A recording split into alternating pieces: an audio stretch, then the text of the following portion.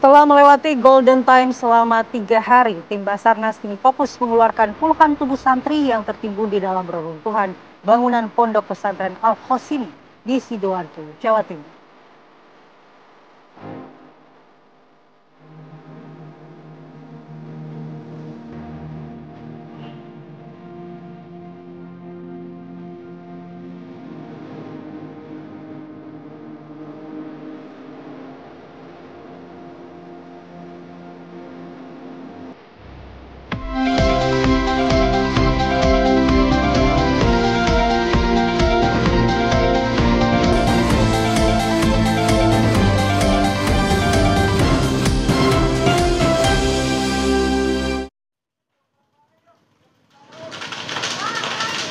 Titik kenal RPH Jagal Indonesia pagi Babi. dengan informasi kebakaran 4 rumah warga di Jalan Peternakan Cengkareng, Jakarta Barat pada Sabtu dini hari tadi terbakar.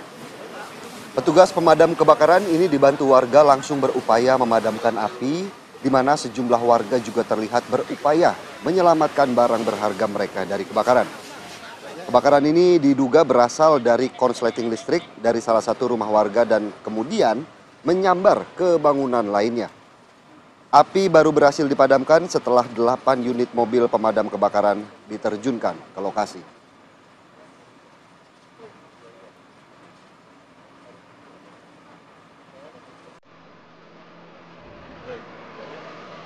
Assalamualaikum warahmatullahi wabarakatuh. Selamat pagi pemirsa. Selamat pagi pemirsa. Selamat pagi Adi Selamat Kumala. pagi. Gimana nih? Akhir pekan, tanggal muda. Kombinasi Bahagia, ya? yang mantap begitu ya bagi Hari yang mantap. hari. Jadi kombinasi yang mantap tentunya hari yang sangat disukai oleh banyak orang, tetapi ternyata di Kumala nggak semua hari ini bersenang-senang. Iya, karena kita juga turut prihatin, turut berduka cita dengan apa yang terjadi di Pondok Pesantren Al-Khosini di Sidoarjo, Jawa Timur ya. Yang sampai saat ini masih terus dilakukan evakuasi oleh tim Basarnas karena mengingat sudah melewati masa golden time. Iya, Apa kita sih akan sebenarnya golden time gitu ya? golden time itu adalah waktu yang ditetapkan oleh tim SAR untuk memastikan bahwa ini sudah tidak ada lagi yang bisa diselamatkan. Ya. Tapi tentunya kita juga berharap walaupun melewati masa golden time, nantinya proses evakuasi ini bisa menemukan korban-korban yang masih selamat. Kita tentunya masih berharap ya mereka masih selamat. Baik, kita akan bahas nanti, tapi kita hadirkan dulu informasi-informasi menarik yang ada di Apa Kabar Indonesia. Salah satunya tadi kita sudah buka dengan berita kebakaran, dan ini masih terkait berita kebakaran di mana bangunan ruko furnitur Jalan Sasak 3 kawasan Kebonjeruk Jakarta Barat juga terbakar dini hari tadi. Kobaran api yang terus membesar membuat panik warga sekitar, terutama karena api yang tidak kunjung padam dan hembusan angin kencang. Kebakaran ini diduga dipicu dari kabel arus pendek sepeda motor yang mengalami korsleting. Saat pemilik motor menyalakan motor, namun kemudian kabur meninggalkan kendaraan sepeda motornya di depan ruko furnitur sehingga terjadi kebakaran. Petugas Damkar Jakarta Barat mengerahkan 11 unit mobil serta 55 personil ke lokasi dan api bisa dipadamkan 1 jam kemudian.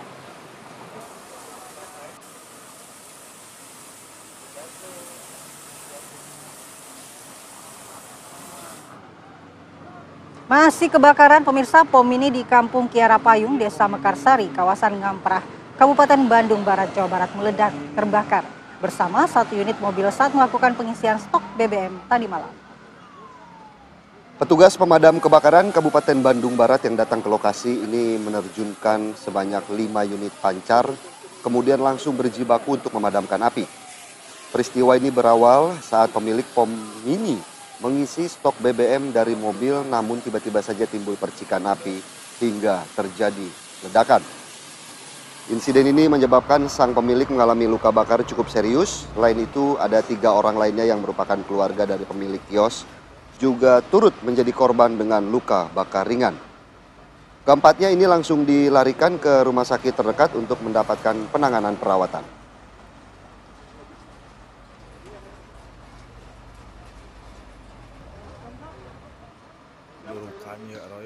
Kita beralih ke berita lainnya pemirsa. Seorang ODGJ di Garut, Jawa Barat nekat membakar rumahnya sendiri hingga hangus rata dengan tanah. Sebuah rumah yang berada di Kampung Baros, Desa Girimukti, Kecamatan Singajaya, Garut, Jawa Barat terbakar hebat usai dibakar oleh pemiliknya yang dikenal seorang yang mengalami gangguan kejiwaan. Warga sekitar yang mengetahui insiden ini tak bisa berbuat banyak untuk melakukan bantuan pemadaman karena api telah cepat membakar rumah. Tidak ada korban jiwa dalam kejadian ini, pemirsa.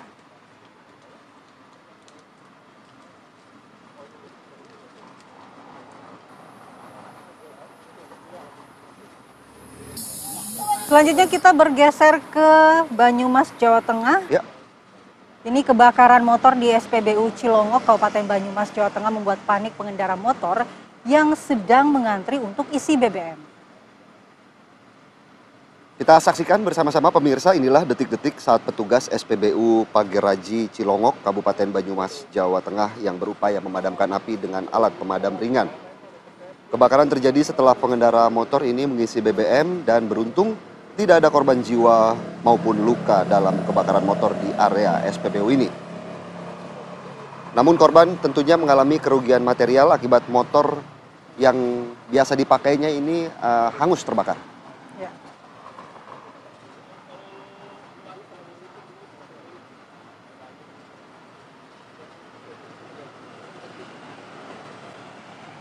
Kita beralih ke berita lainnya pemirsa, sebuah warung makan yang berada di kawasan Utan Panjang, Kemayoran, Jakarta Pusat ini terbakar hebat pada Jumat siang. Kebakaran terjadi akibat ledakan tabung gas saat pemilik warung baru saja mengganti gas yang habis usai dipakai memasak. Api berkobar hebat dari sebuah warung makan yang berada di kawasan Utan Panjang, Kemayoran, Jakarta Pusat Jumat siang. Sempat terdengar beberapa kali suara ledakan dari dalam warung nasi saat petugas damkar hendak berupaya melakukan pemadaman. Api yang berkobar hebat disertai dengan kepulan asap pekat membuat sejumlah warga panik. Mereka berupaya menyelamatkan harta benda mereka lantaran khawatir api merambat ke rumah mereka. Menurut pemilik warung, kebakaran terjadi akibat ledakan tabung gas saat sang anak baru saja mengganti gas yang habis usai dipakai memasak. Gas tersebut meledak hingga menimbulkan kobaran api yang langsung menghanguskan seisi bangunan. Meski sempat membesar, api akhirnya berhasil dipadamkan 1 jam kemudian setelah 9 unit mobil damkar dikerahkan ke lokasi kebakaran. Kalau dari gambar yang kita saksikan, untungnya tim pemadam kebakaran ini bergerak cepat agar mencegah api merambat ke bangunan-bangunan sekitarnya begitu ya. Ini sering kali terjadi ya. Di rumah kita lupa mematikan kompor, kalau memasak. Kayaknya ya.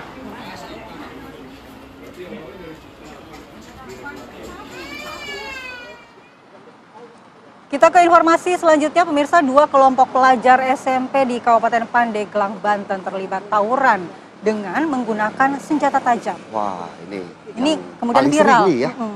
Paling sering begitu ya. Di mana aksi duel para pelajar SMP itu kemudian diketahui terjadi di Jalan Perkebunan di wilayah Kecamatan Angsana, Kabupaten Pandeglang, Banten. Seperti yang kita saksikan pemirsa, para pelajar itu berkelahi dengan menggunakan senjata tajam. Mirisnya, aksi ini dibiarkan oleh para pelajar SMA yang berada di lokasi. Usai viral, Muspika Kecamatan Angsana langsung mendatangi para pelajar yang terlibat. Dan kini polisi hanya memberikan himbauan kepada para pelajar untuk tidak mengulangi perbuatannya.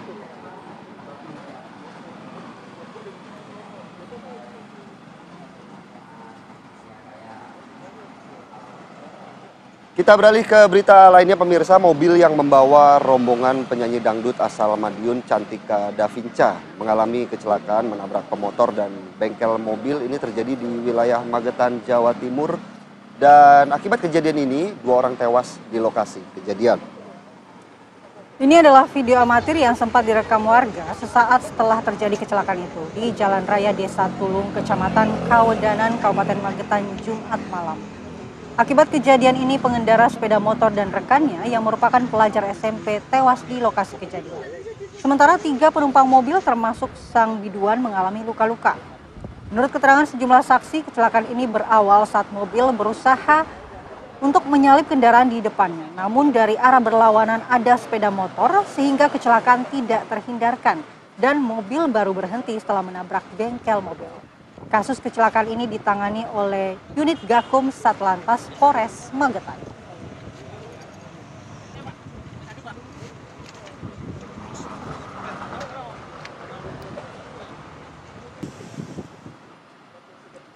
Kita ke Kabupaten Indragiri Hilir Riau, di mana warga desa Sungai Asam digemparkan dengan penemuan kerangka manusia yang sudah berserakan di sebuah pondok yang sudah rusak.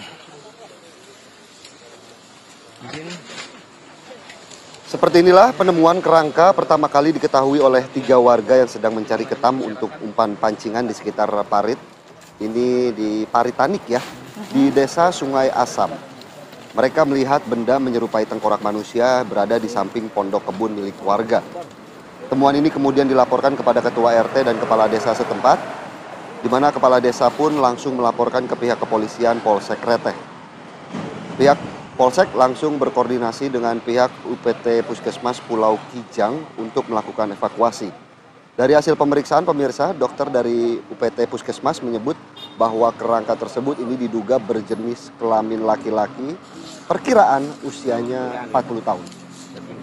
Selain kerangka, kemudian ditemukan juga sejumlah barang bukti berupa 1 jaket biru dongker, 1 kaos berkerah hitam, 1 celana pendek hitam, serta 1 celana panjang hitam. Berdasarkan kesepakatan bersama, kerangka itu pun kemudian dikebumikan di pemakaman umum di desa Sungai Asam.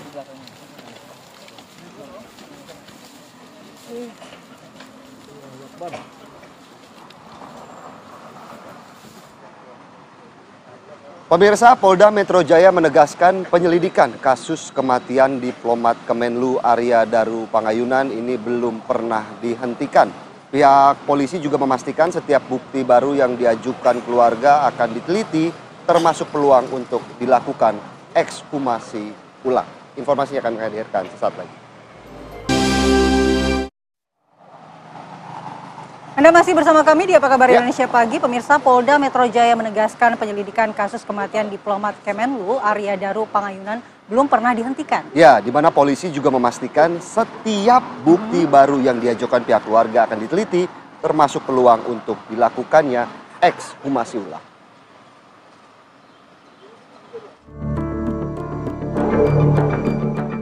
Polda Metro Jaya menghormati langkah yang ditempuh pihak keluarga diplomat Kemenlu Arya Daru Pangayunan yang bertemu dengan DPR RI. Polisi menegaskan proses penyelidikan dilakukan secara transparan dan memastikan setiap bukti baru yang diajukan oleh keluarga akan diteliti termasuk peluang untuk ekshumasi ulang. Polisi menambahkan jika keluarga memiliki novum baru, alat bukti baru, maupun petunjuk baru, maka akan dapat dilakukan persesuaian alat bukti untuk diselidiki agar status hukum dapat ditingkatkan ke penyidikan.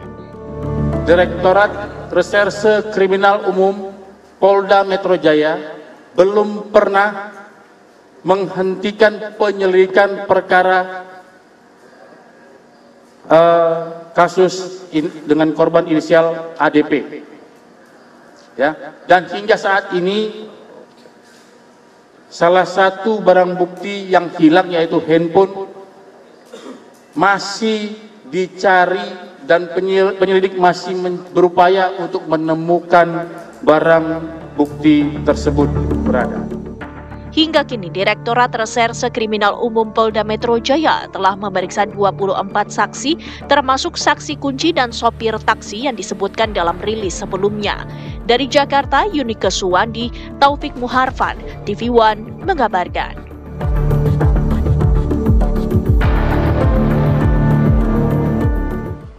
Pemirsa, Ketua DPR Puan Maharani menghargai gugatan tunjangan pensiun seumur hidup bagi anggota DPR yang dilayangkan oleh psikolog Lita Linggayan Gading bersama seorang advokat ke Mahkamah Konstitusi. Ya, namun Puan menyebut semua harus memperhatikan dasar hukum pemberian fasilitas tunjangan pensiun seumur hidup untuk anggota DPR.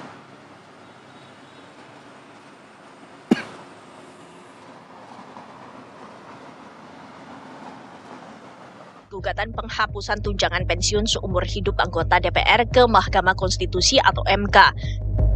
Namun politisi PDIP itu meminta semua pihak untuk memperhatikan dasar hukum pemberian fasilitas tunjangan pensiun seumur hidup anggota Dewan.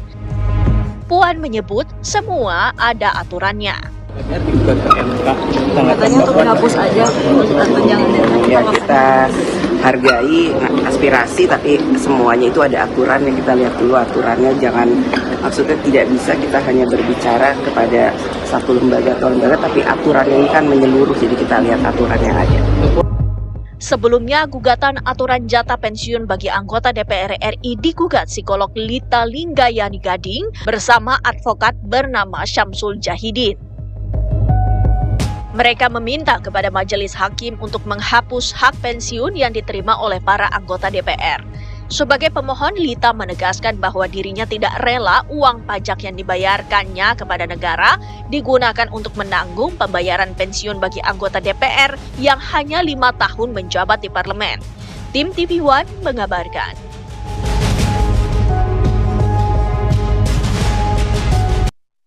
Kalau dapat tunjangan seumur hidup gimana rasanya? Kenyang dong. Kok kenyang? Ya makan tunjangan tiap hari di warung Padang. Itu tunjang, nggak pakai an. Oh tunjang ya? Oke. Kirain dikasih tunjang seumur hidup. Kalau itu saya juga juga. kenyang. Oke, kita beralih ke informasi berikutnya. Pemirsa, ini sidang gugatan pra-peradilan Nadiem Makarim terkait penetapan sebagai tersangka kasus korupsi bantuan teknologi informasi dan komunikasi tahun 2020-2022 digelar di Pengadilan Negeri Jakarta Selatan. Sidang pra-peradilan yang dipimpin oleh Hakim Tunggal Iketut Darmawan ini digelar pada Jumat siang. Tim kuasa hukum Nadiem membacakan gugatan yang menyebut Kejaksaan Agung menggelar pasal 184 KUHP dan putusan Mahkamah Konstitusi nomor 21 tahun 2014. Kuasa hukum juga menyoroti hasil audit Badan Pemeriksa Keuangan atau BPK ini tidak menemukan indikasi kerugian negara dalam program bantuan teknologi informasi di Kementerian Pendidikan dan Kebudayaan pada periode 2019-2022. Selain itu, tidak adanya satupun pertanyaan penyidik yang menanyakan asal-usul dan kemana aliran uang kepada kliennya. Sidang akan kembali dilanjutkan pada Senin pekan depan dengan agenda pembacaan jawaban pihak termohon. Dalam hal ini merupakan Kejaksaan Agung. Dalam mendapatkan keadilan bagi Nadiem yang telah ditetapkan. Global Flotilla ini dan pasukan Zionis Israel menangkap aktivis Global Sumut Flotilla dan menghentikan perjalanan bantuan kemanusiaan untuk warga Gaza Palestina. Ya, seperti yang tadi Andi Kumala sampaikan, Wanda Hamidah juga mengecam tindakan Zionis Israel ini. Menculik para aktivis Global Sumut Flotilla dan menghentikan bantuan kemanusiaan yang dibawa Global Sumut Flotilla kemarin.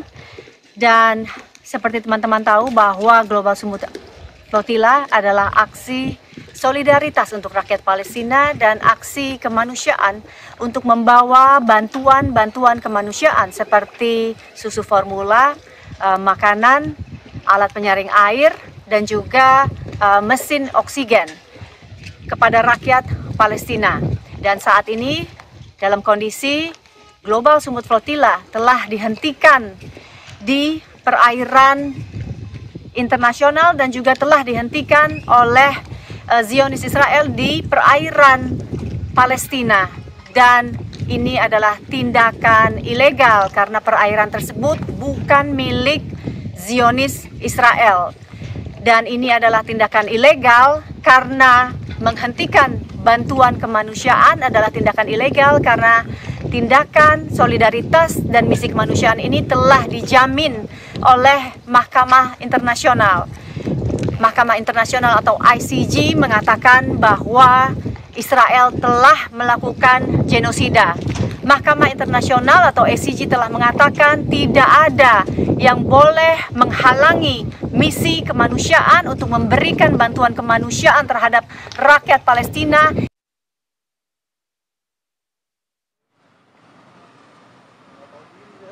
Baik pemirsa, kita akan jeda terlebih dahulu dan kami akan kembali untuk mendalami kasus warga Kelurahan Talang Bakung, Palmerah, Kota Jambi digegerkan dengan penemuan jasad seorang warga yang tewas bersimbah darah di dalam rumahnya. Sesaat lagi pemirsa.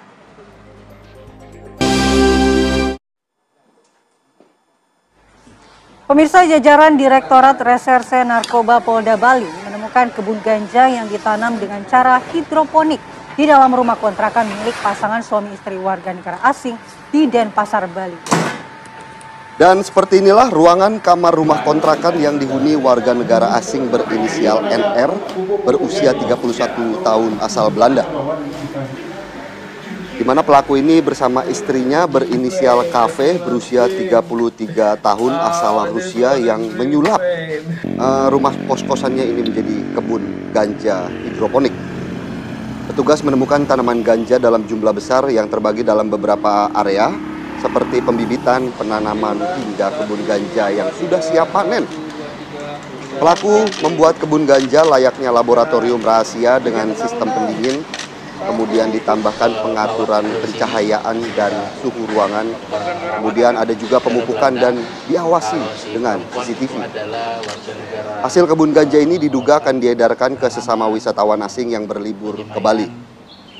Saat ini petugas kepolisian masih mendalami keterangan NR yang mengaku mendapatkan bibit ganja dari seseorang berinisial C dan menyelidiki sejauh mana keterlibatan KV istri NR dalam kebun ganja ini.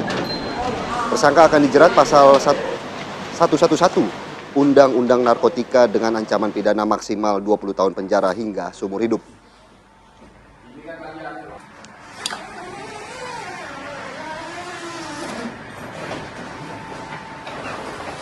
Kita beralih ke berita lainnya pemirsa, seorang pencuri di Palembang, Sumatera Selatan nyaris tewas terbakar saat mencuri kabel di salah satu rumah bandar narkoba yang telah disita oleh pihak kepolisian.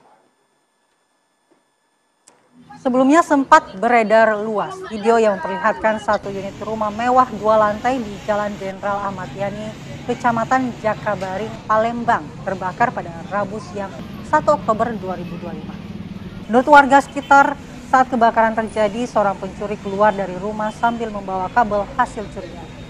Pelaku sempat ditangkap salah satu warga, namun pelaku berhasil meloloskan diri. Diduga kebakaran terjadi karena arus pendek listrik saat pencuri memotong kabel. Untuk memastikan penyebab kebakaran, polisi telah melakukan olah TKP dan mengamankan kabel yang dicuri pelaku. Rumah ini sendiri merupakan aset bandar narkoba yang telah disita Direktorat Reserse Narkoba Polda Lampung.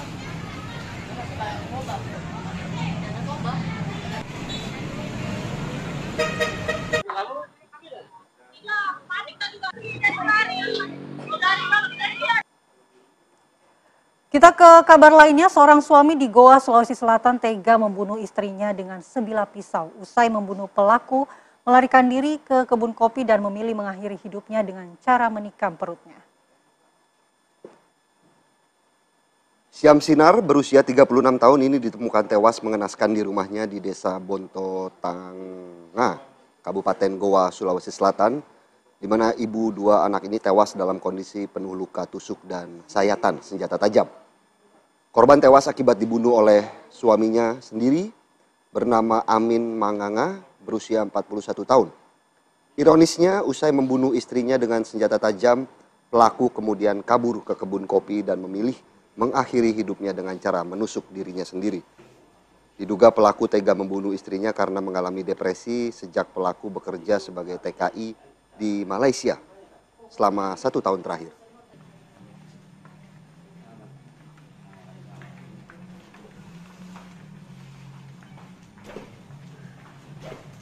Masih seputar berita kriminal, pemirsa, warga Kelurahan Talang Bakung, Palmerah, Kota Jambi digegerkan dengan penemuan jasad seorang warga yang tewas bersimbah darah di dalam kamar rumahnya.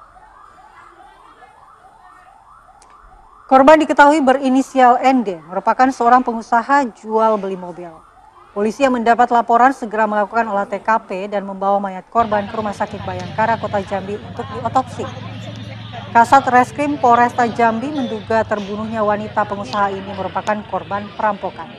Diketahui 1 unit Mitsubishi Pajero milik korban raib diduga dibawa para pelaku. Saat ini polisi terus bergerak cepat dengan mengejar pelaku dan memeriksa para saksi termasuk asisten rumah tangga yang pertama kali menemukan korban tewas di dalam kamar pribadinya tersebut.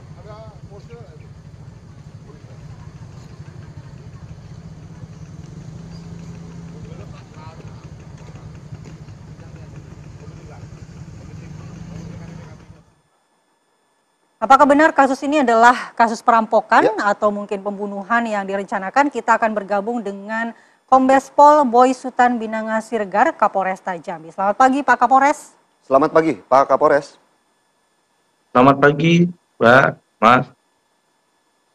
Ya, Pak Kapolres, apakah benar kasus ini merupakan kasus perampokan dari hasil penyelidikan yang dilakukan oleh kepolisian? Ya, betul, Mbak. Jadi memang telah terjadi perampokan ya 365 di Kelurahan Talang Bakung, Mbak. Ya, lalu apakah memang ini berniat untuk membunuh korban atau karena ketakuan ingin merampok, Pak Kapolres? Jadi hasil penyelidikan sementara ini, Mbak, ya kita menyampaikan memang masih dalam tahap pencurian, Mbak ya, pencurian dengan kekerasan, Mbak ya. Jadi kita masih mohon waktu untuk membuktikan semuanya itu, Mbak ya. Baik Pak Kapolres, kami juga penasaran Pak bagaimana kemudian kronologi awal pihak kepolisian mendapatkan kabar bahwa ditemukan sesosok mayat begitu yang ditemukan oleh asisten rumah tangganya sendiri dari pihak kepolisian, Pak. Ya, jadi pada hari Kamis tanggal 2 Oktober kemarin, Mbak, sekitar pukul 7.30 asisten rumah tangga atas nama AS dengan usia 45 tahun ya akan melaksanakan kegiatan seperti biasa. Ketika datang ke rumah korban NN, ya, rumah korban NN, yang bersangkutan sudah mendengar teriakan sakit, ya. Jadi masuklah AS itu melihat di kamar ibu NN itu sudah bersimbah darah, sehingga yang bersangkutan AS teriak keluar. Datang juga suami AS ya, AS ini adalah asisten rumah tangga, dan beberapa orang yang datang langsung ke TKP. Ya, begitu datang ke TKP, ya kurang lebih setengah jam kemudian mereka melaporkan kejadian tersebut karena mereka sudah menemukan korban atas nama NN tersebut sudah bersimbah darah. Jadi mereka melaporkan langsung ke Polresta dan Polisian. Demikian, Mas. Ya, Pak Kapolres, apakah korban ini tinggal sendirian sehari-hari di rumahnya? Ya, pada saat itu memang korban sendirian karena suami sedang keluar kota dan baru dinas, Pak. Baik, lalu posisi atau status dari ART-nya tersebut, apakah memang pulang pergi ke rumah itu, Pak Kapolres, dan tidak menginap? Memang ketika kami tanyakan untuk AS tersebut memang tidak menginap, Mbak. Baik, Pak Kapolres, berarti ketika ART ini menemukan majikannya begitu masih dalam kondisi hidup ya, Pak? Betul. Dalam keadaan kritis, Mas. Oke, berarti meninggalnya masih di rumah atau dalam perjalanan menuju rumah sakit, Pak Kapolres? Jadi informasi ya memang saya pun ke TKP juga pada saat kejadian ya ataupun ditemukan oleh asisten rumah tangga dan diangkut ke ambulans menuju rumah sakit itu masih dalam keadaan hidup, Mas. Oke. Baik, Pak Kapolres, apakah saksi yang diperiksa sejauh ini hanya asisten rumah tangga tersebut ataukah kepolisian sudah memeriksa sejumlah saksi lainnya? Mungkin warga sekitar begitu, Pak? Sudah, Mas. Terkait bagaimana kemudian aktivitas kita ataupun sudah pribadi dari korban asisten sendiri. rumah tangga itu AS dan laki-laki berinisial Y, laki-laki berinisial D, dan laki-laki berinisial K. Baik, dari kesaksian yang sudah dikumpulkan oleh kepolisian, apakah memang warga sekitar atau ART ini melihat ada yang mencurigakan terkait dengan aksi perampokan ini sebelumnya, Pak Kapolres? Jadi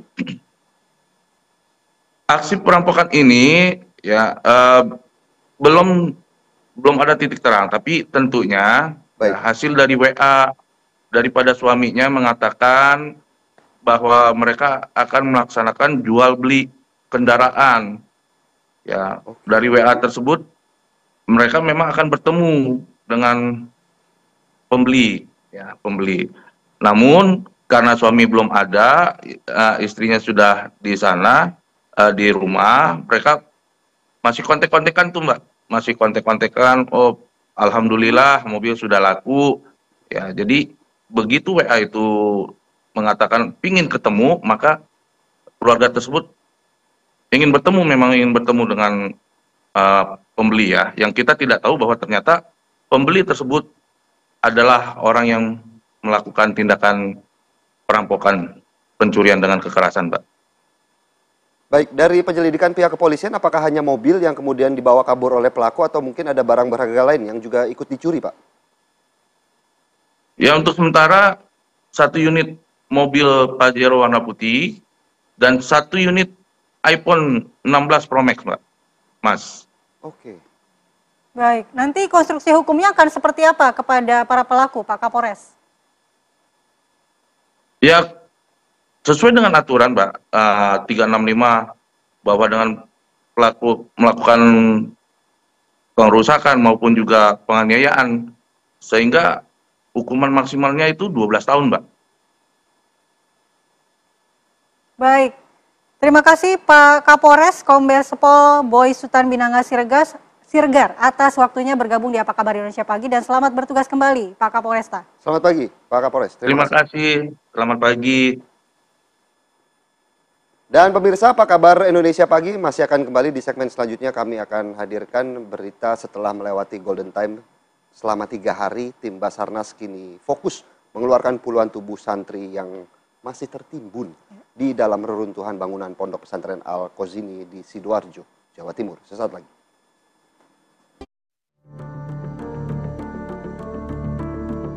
Setelah melewati Golden Time selama 3 hari, tim Basarnas kini fokus mengeluarkan puluhan tubuh santri yang tertimbun di dalam reruntuhan bangunan Pondok Pesantren Al-Qazini di Sidoarjo, Jawa Timur. Tim Basarnas mengangkat material bangunan pondok pesantren yang ambruk itu setelah tidak lagi menemukan tanda-tanda kehidupan dari puluhan korban yang masih tertimbun. Tim SAR memulai operasi dengan mengerahkan krain untuk memindahkan beton-beton teratas sebelum mengevakuasi korban yang tertimbun. Eskavator, breaker juga didatangkan untuk menghancurkan beton-beton besar agar mudah dipindahkan dari lokasi. Satu demi satu korban para santri kembali ditemukan dalam kondisi selamat maupun meninggal dunia. Para wali santri pun pasrah, asalkan seluruh korban segera ditemukan. Tim TV One mengabarkan.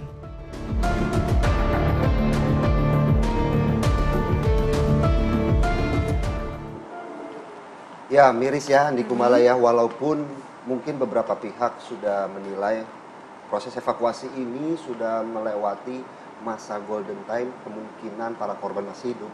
Tentunya kita juga masih berharap bagaimana kemudian mukjizat juga masih bisa terjadi di sana.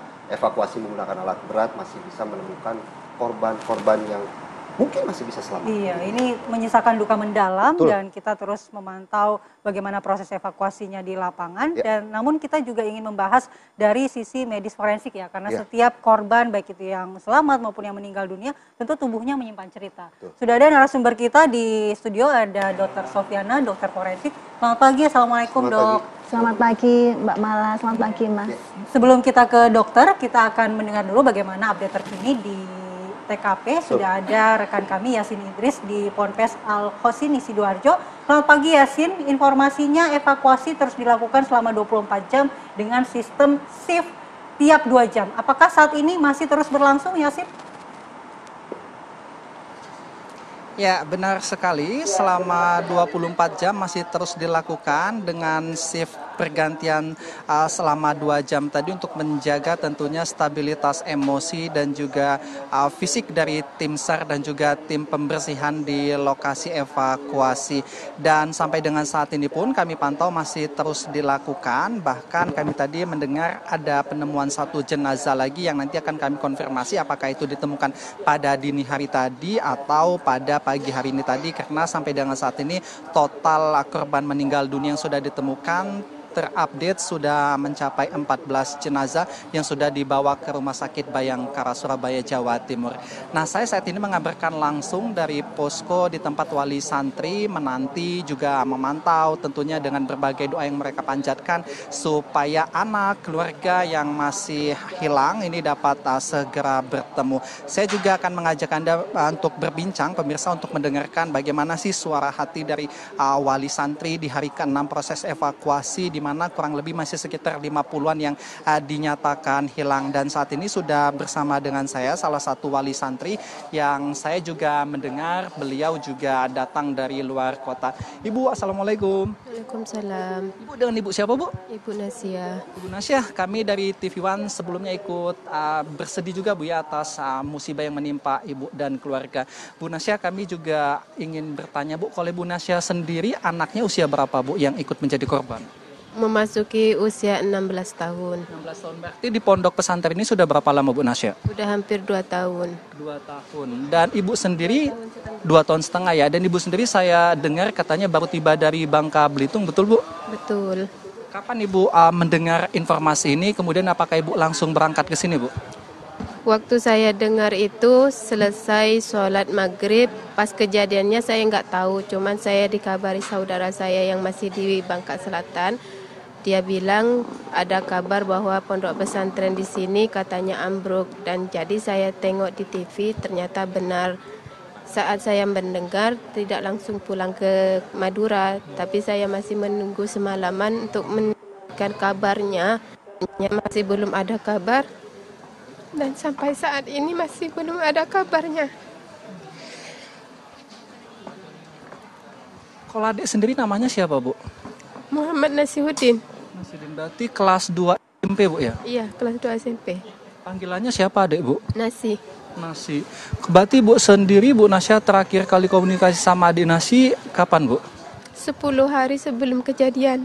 Lewat telepon? Lewat telepon. Apa biasanya Ibu saling bercerita tentang apa biasanya, Bu, yang disampaikan adik Nasi kepada Ibu? Dia bilang jangan terlalu memikirkan dia karena dia udah sangat betah di pondok pesantren. Dia cuma pengen jadi orang yang lebih baik sebelum dia masuk ke pesantren ini. Cuma itu yang dia sampaikan. Dia cuma bilang nanti waktu tanggal 1 saya akan nelpon ibu lagi dan minta saya untuk mengirimkan uang jajannya di sini. Ternyata pas tanggal 1-nya ada musibah di sini.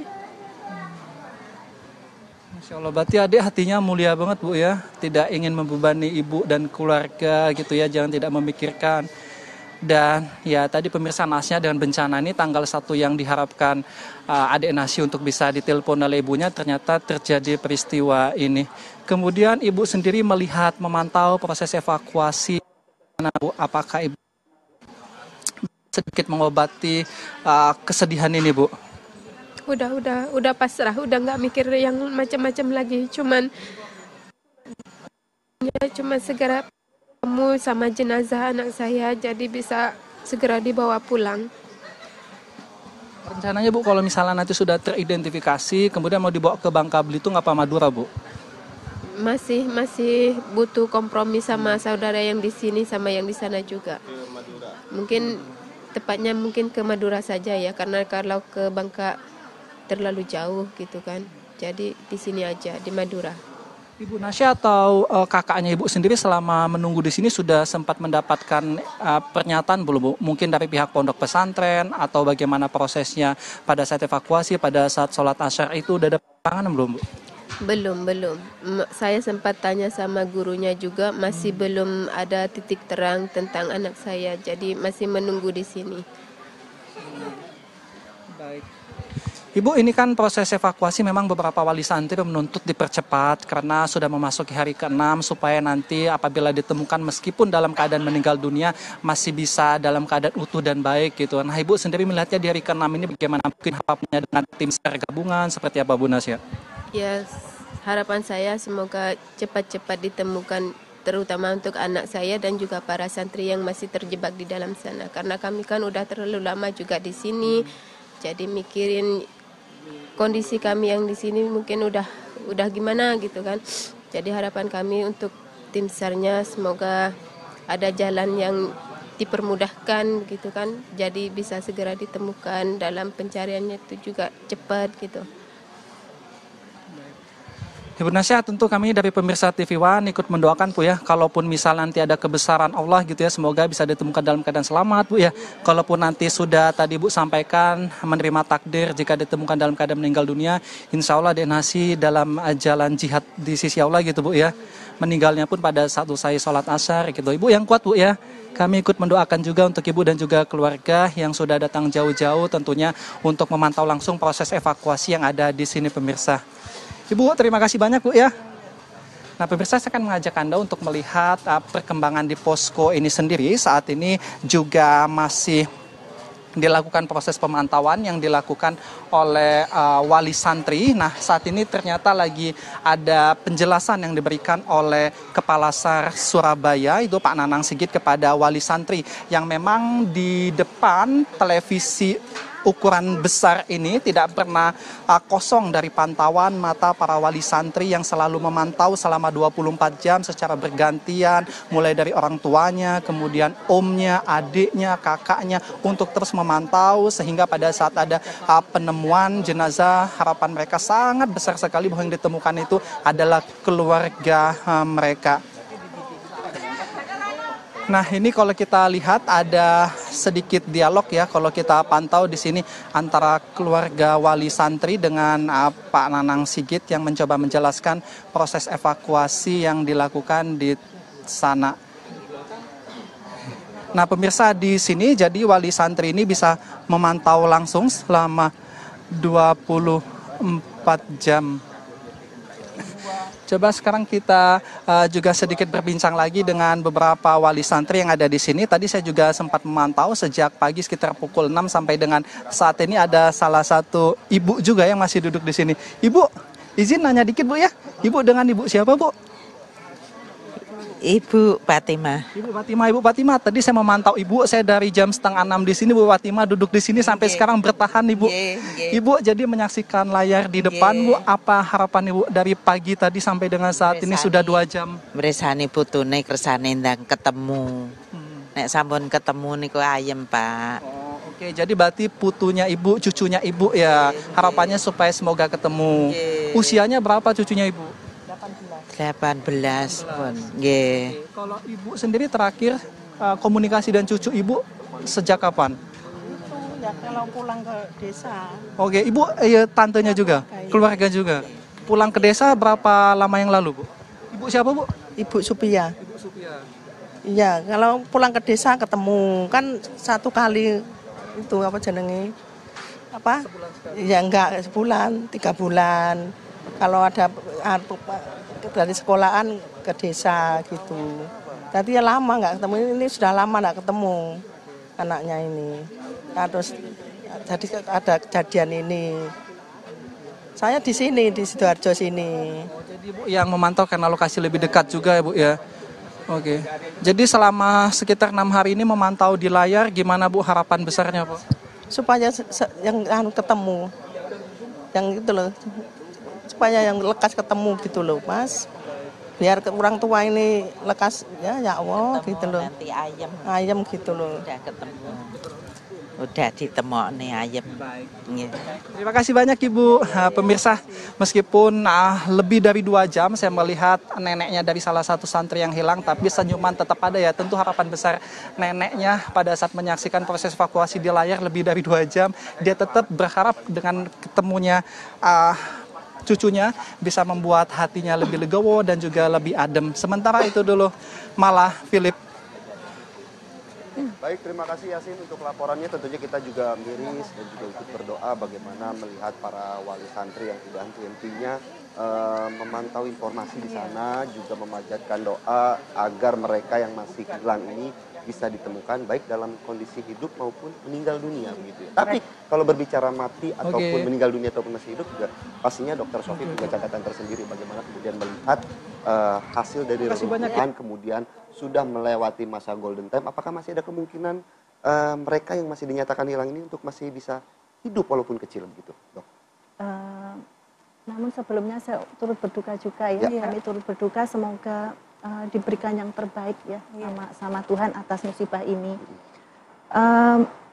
Tadi membicarakan tentang golden time dulu ya, tentang golden time. Golden time itu tentu saja adalah waktu krisis ya, waktu yang emas di mana kita bisa menyelamatkan yang hidup. Nah, kemarin kita mendengarkan di media sosial bahwa golden time-nya dipilih waktu 72 jam ya. 3 hari ya artinya? Ya, 3 hari oleh tim evakuasi. Jadi memang aturan tersendiri mematok 72 jam ini belum ada ya yang literatur 72 jam mematok. Cuman dari tim evakuasi ini karena sering melakukan evakuasi, kita tahu sendiri bahwa Indonesia ini adalah marketnya bencana gitu ya. Jadi dari segi pengalaman mungkin 72 jam itu sudah pernah sering dialami bahwa korban masih ada yang hidup, masih bisa bertahan hidup. Dan kebetulan ada penelitian juga di salah satu fakultas kedokteran di luar sana, perihal golden time 72 jam. Jadi wanita sehat diberikan penelitian untuk tidak makan selama 72 jam. Namun ternyata setelah 72 jam ada yang depresi, ada yang tidak bisa connect untuk menjawab pertanyaan yang ringan. Jadi dengan seperti itu kalau diteruskan tentu saja akan menimbulkan bahaya. Sehingga maka tim evakuasi bilang sudah selesai 72 jam, segera dilakukan evakuasi untuk korban selanjutnya. Karena kalau dimulai dari awal kita bisa melihat bahwa reruntuhan yang besar ya. Maksudnya kita hanya melihat dari TV gedung dengan lantai 3 ya, tingkat 3. Apabila diberikan penanganan misalkan jangan sampai runtuhan tersebut justru memperberat yang hidup sehingga diberi waktu 72 jam. Nah, terus akhirnya setelah 72 jam bagaimana? Tentu saja melihat dari penelitian tersebut setelah 72 jam mengalami yang lebih buruk. Nah, itu tugas kami dari tim kedokteran forensik dan mediko legal, kami mengembalikan almarhum. Jadi kalau dari sisi dokter, kode etik kedokteran bahwa kami harus menghormati manusia itu dari pada saat dia lahir sampai dengan mati. Kami hormati. Kalau lahir dia ada identitasnya, maka mati pun dia juga harus ada identitasnya. Jadi tugas kami, dokter forensik dan mediko legal di kasus ini, kami berada di posisi postmortem. Kami akan mengembalikan kepada keluarganya sehingga ada identitasnya. Dan untuk bagi keluarga yang ditinggalkan ada kepastian. Baik. Oh ini keluargaku sudah ada ditemukan di sana gitu ya. Nah itu saja Mbak. Baik dok, kita juga ingin tahu secara alamiah seberapa lama sih tubuh manusia bisa bertahan di bawah reruntuhan tanpa makanan dan minuman. Nanti kita lanjutkan dok, tapi kita jeda terlebih dahulu. Tetaplah di Apa Kabar Indonesia Pagi pemirsa. Kita lanjutkan dialog di Apa Kabar Indonesia Pagi. Ya. Dok, tadi melanjutkan pertanyaan yang kita gantung tadi, seberapa lama sih sebenarnya tubuh manusia itu secara alami bisa bertahan di bawah reruntuhan seperti ini tanpa makanan, tanpa minuman? Jadi untuk melihat tergantung berapa lama kita bertahan, misalkan dari oksigen saja, pada saat itu runtuhan terjadi, misalkan tubuh orang itu terhimpit oleh bangunan-bangunan, sehingga di situasi tersebut tentu saja oksigen berkurang. Kalau dari penelitian dikatakan bahwa otak ini kurang oksigen akan mati dalam waktu 4-5 menit. Tidak usah begitu. Hanya 5 menit ya dok ya? 4-5 menit saja sudah mati. Tidak usah pakai reruntuhan. Kita tidak bernafas selama 4-5 menit sudah akan mati. Apalagi dengan kondisi reruntuhan seperti ini.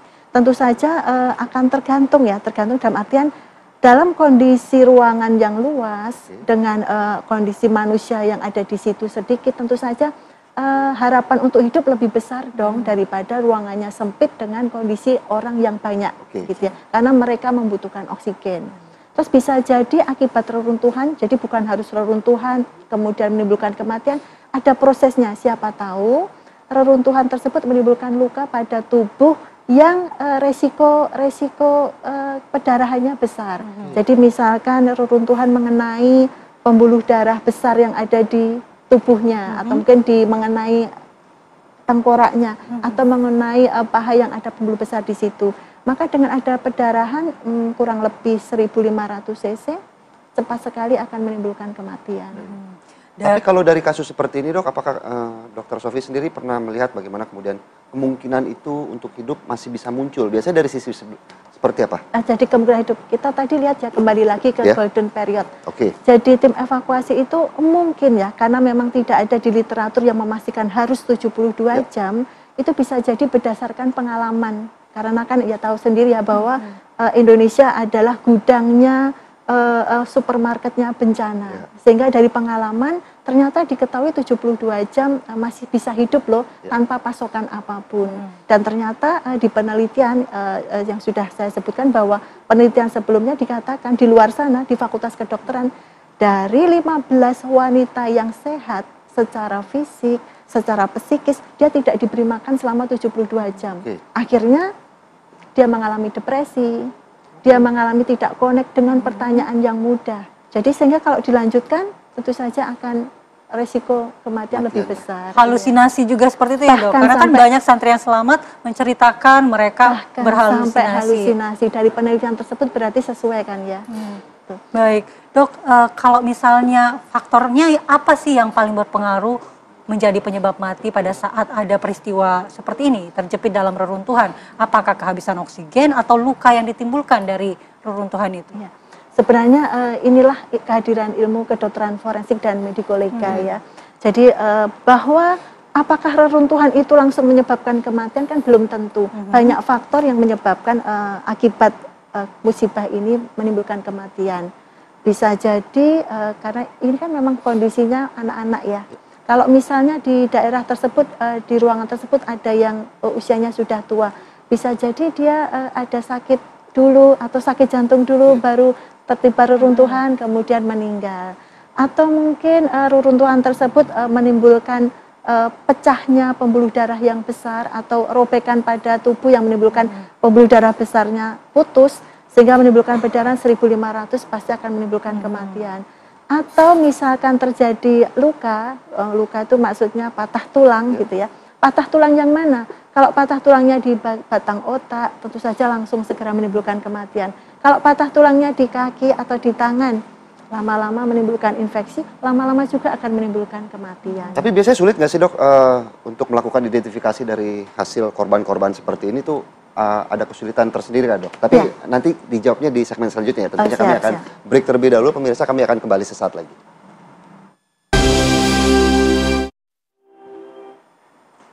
Masih di Apa Kabar Indonesia Pagi dan sebelum kita lanjutkan dialog dengan Dr. Sofi, kita akan memantau dulu bagaimana perkembangan di Rumah Sakit Bayangkara Jawa Timur. Apakah sudah ada jenazah yang kembali dilakukan identifikasi di sana? Selamat pagi Faisal Rinaldi.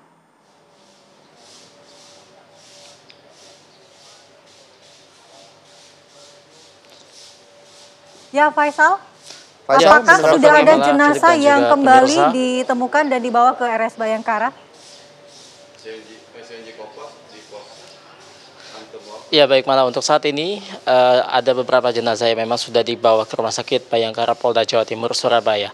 Total terakhir jenazah yang dibawa ke tempat kami mengabarkan saat ini yakni pada pukul 12 malam semalam, dan untuk saat ini total jenazah yang sudah ditemukan ada sekitar 14 jenazah. Untuk saat ini, Mala, Philip dan juga pemirsa, proses identifikasi masih terus dilakukan oleh tim DVI dari Polda Jawa Timur di Rumah Sakit Bayangkara. Dan memang belum satupun jenazah ini berhasil diidentifikasi di sini karena memang ada sejumlah kendala yang dialami oleh tim DVI dari Polda Jawa Timur. Seperti misalnya sidik jari dari beberapa korban ini sudah sulit untuk diidentifikasi karena kondisi jenazah yang mohon maaf sudah membusuk, dan juga memang ada sejumlah kendala lainnya. Seperti misalnya karena mayoritas korban atau jenazah yang ditemukan ini adalah anak-anak, dan juga untuk bagian giginya juga serupa, tidak ada yang berbeda, dan ini yang memang sulit untuk diidentifikasi oleh para tim Bitokes Polda Jawa Timur. Kemudian juga dari pakaian pun demikian. Para korban atau jenazah yang ditemukan ini memang mayoritas menggunakan pakaian khas dari pondok pesantren, yakni menggunakan baju koko berwarna putih, kemudian juga sarung dan juga peci. Nah, ini tentunya tidak ada ciri-ciri khusus yang bisa dikenali oleh para keluarga korban yang ada di sini. Kemudian juga dapat kami informasikan pula, Philip, Mala, dan juga pemirsa, untuk saat ini total keseluruhan korban yang memang sudah berhasil dievakuasi oleh tim SAR gabungan di TKP ada sekitar 116, di mana 14 diantaranya untuk saat ini dinyatakan meninggal dunia dan juga masih terus dilakukan proses identifikasi.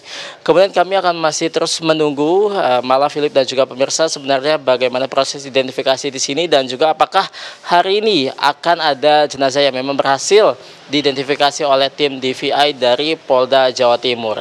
Untuk saat ini Mala, Philip dan juga pemirsa di hari ke-6 proses evakuasi nantinya juga akan terus dilanjutkan untuk bisa mencari masih ada sekitar 50-an orang lagi atau jenazah yang memang hingga saat ini masih belum ditemukan. Tempat kami mengabarkan saat ini, Mala dan juga pemirsa, di Rumah Sakit Bayangkara Polda Jawa Timur, pihak dari keluarga beberapa juga memang masih ada yang menunggu kabar ditemukannya dari anak-anak mereka. Untuk sementara demikian, Philip, Mala dan juga pemirsa, kami kembalikan ke Anda di studio. Baik, terima kasih Faisal Rinaldi untuk laporannya langsung dari Rumah Sakit Bayangkara Jawa Timur terkait juga yang menjadi titik lokasi jenazah yang dibawa ke sana begitu. Dan Dok, melanjutkan tadi bagaimana kita sudah mendengarkan bersama-sama pakaian, gigi, ini sulit untuk dilakukan identifikasi. Kemudian adakah pilihan-pilihan lain seperti rambut, mungkin tes DNA yang mungkin bisa saja mengidentifikasi korban-korban dari reruntuhan ini? Baik, jadi dari ilmu kedokteran forensik dan mediko-legal, jadi kami sebagai seorang dokter ya, di sini kami juga menganut yang sistem kode etik kedokteran. Kami menjalankan itu bahwa setiap jenazah itu harus dimuliakan. Setiap manusia yang lahir punya identitas, maka yang meninggal pun harus punya identitas. Kita hormati dari dia hidup sampai dengan meninggal. Bagaimana cara kami menghormati? Yaitu dengan cara tentu saja mengembalikan sesuai dengan identitasnya. Cuman dalam kondisi seperti ini merupakan tantangan ya, terutama bagi ilmu kedokteran forensik dan mediko-legal. Pada saat kami melakukan pemeriksaan, kami ada di postmortem ya, di DVI ini, kami melakukan identifikasi. Kita tahu tadi bahwa jenazah mungkin sudah membusuk, ya sudah membusuk dengan usia yang hampir sama semuanya. Kemudian ditambah dengan baju yang seragam, sama. Karena dari pesantren. Ya, dengan kondisi pembusukan tersebut, kesulitannya memang lebih tinggi daripada yang belum membusuk ya. Mungkin wajahnya masih dikenali. Kalau yang sudah lebih dari 3 hari, 72 jam misalnya sudah membusuk, tentu saja tingkat kesulitannya semakin tinggi. Nah, usaha kami sebenarnya kalau misalkan tadi dari Mas bilang dari rambut, rasanya kalau sudah membusuk mungkin rambut sudah sulit sekali ya. Maka pilihannya apa? Pilihannya adalah kami akan mencari organ-organ yang masih segar untuk dilakukan pemeriksaan DNA. Tentu saja dengan DNA tersebut akan dibandingkan dengan keluarga yang mencari almarhum. Sehingga durasinya cukup lama nggak kira-kira untuk dilakukan tes DNA seperti itu? Untuk tes DNA tidak begitu lama ya, tidak begitu lama. Jadi sudah ada standarnya tersendiri. Jadi nanti kami akan mengambil organ-organ yang bisa dilakukan untuk pemeriksaan DNA. Tentu saja dari organ-organ yang masih segar atau bisa dari tulang-tulangnya itu kita ambil. Karena kalau untuk identifikasi kami tentu akan mencari ya dia laki-laki atau perempuan, terus kemudian tinggi badannya berapa, rasnya berapa, rasnya apa gitu, itu kami cari diidentifikasi. Biasanya butuh waktu berapa lama Dok untuk dilakukan identifikasi seperti yang tadi pengambilan organ begitu? Saat itu juga kami lakukan pengambilan. Nah nanti pada waktu itu kemudian dilakukan DNA, bisa 2-3 hari sudah selesai. 2-3 hari, berarti harus masih menunggu 2-3 hari ke depan ya, ini identifikasi yang baru masuk. Sebenarnya kalau masalah 2-3 hari tentu saja dari tim komandan yang memberikan instruksi ya. Karena kan ini adalah orang yang banyak, tidak mungkin satu persatu dilakukan pemeriksaannya. Jadi menunggu tim ini untuk mengumpulkan sampel yang banyak, baru kemudian dilakukan pemeriksaan gitu ya. Dokter, kekhasan apa sih yang dimiliki jenazah-jenazah dari korban bencana reruntuhan seperti ini yang mungkin kalau kita yang hidup kan bisa dibedakan mukanya, tapi bagi yang meninggal kata dokter tadi kan hampir mirip jadinya kalau setelah membusuk. Itu kekhasan apa yang bisa dilihat di situ, Dok? Ciri khas satu persatu. Jadi misalkan kami menemukan tato, tapi kayaknya tidak mungkin ya di sini ya. Itu merupakan ciri khas khusus. Bisa jadi bentuk gigi yang mungkin tidak sama seperti gigi yang lain, mungkin gigi yang gingsul atau gigi yang ada yang tanggal, itu bisa menjadi ciri khas. Atau mungkin jenazah mempunyai mohon maaf, kelainan kongenital dari Itu apa tuh kelainan kongenital? Kelainan waktu di bawah saat lahir. Oke. Jadi kecacatan pada saat lahir, misalkan jarinya cuma 4, misalkan kakinya melengkung sebelah gitu ya. Jadi dari pemeriksaan tersebut ini merupakan ciri khas, walaupun sudah membusuk itu masih bisa. Namun menjadi sulit apabila ciri khas atau identitas khusus tidak kami temukan, itu menjadi sulit. Menjadi mudah kalau tadi ya seperti pemeriksaan DNA, terus kemudian pemeriksaan sidik jari atau pemeriksaan gigi itu bisa membantu kami dalam mengidentifikasi jenazah. Iya, Dok, ini kan tadi kita dengar juga para wali santri ini sudah pasrah karena melewati golden time. Mereka berharap jenazahnya ditemukan dan bisa segera diidentifikasi. Harapan apa yang bisa diberikan kepada keluarga di hari-hari evakuasi ini, Dok? Jadi semua yang ada di sini tentu menjadi rentan ya. Rentan itu rasa sedih yang berlebihan, rasa mungkin tidak menjadi berpikir jernih sudah tidak bisa, maka kami selaku dokter ya memberikan nuansa situasi kondisi yang mendukung sehingga tidak menambah emosi dari keluarga, tidak menambah beban berat dari keluarga, menambah panik juga begitu ya. Benar. Sebagai seorang dokter tentu saja kami memikirkan bukan hanya segi fisik ya, psikis dari keluarga yang hadir di sini mungkin turut didukung oleh negara gitu ya. Mungkin ruangan yang nyaman, tentu saja dari kehidupan sehari-hari, makan, minum mungkin harus diperhatikan juga ya. Terima kasih, diberi dokter. Semangat ya Betul, untuk itu. Terima kasih sekali lagi Dr. Sofi untuk waktunya pada pagi hari ini terkait penjelasannya. Tentunya juga kita berharap bagaimana para wali santri yang masih menunggu kabar di sana ya terkait mereka yang masih dinyatakan hilang bisa ditemukan dengan selamat begitu ya. Karena kalau kita berkaca ini bukan kasus pertama begitu ya. Mungkin kalau tadi Dr. Sofi juga sudah menjelaskan, kisah Martunis juga salah satu yang kemudian bisa menginspirasi. Ya betul sekali. Bagaimana dia terombang-ambing di laut selama 3 minggu loh Andi Kumala. Dan ditemukan dalam kondisi selamat. Begitu. Kita berdoa apapun yang bisa dilakukan yang terbaik untuk para korban dan juga keluarga korban. Betul. Dan pemirsa, dialog ini sekaligus mengakhiri jumpa kita di Apa Kabar Indonesia pagi hari ini. Saya Firpus Yonaso. Saya Andi Kumala. Terima kasih. Sampai jumpa.